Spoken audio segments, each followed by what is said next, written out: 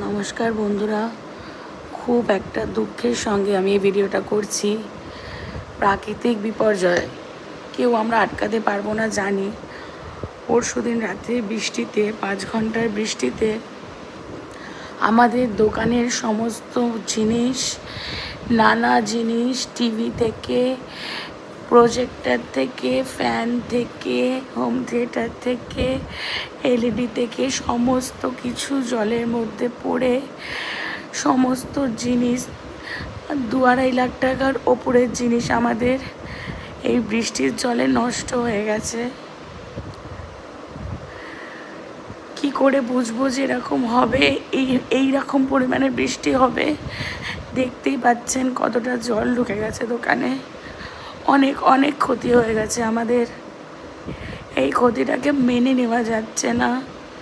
এত জিনিস চোখের সামনে এইভাবে নষ্ট হয়ে গেল।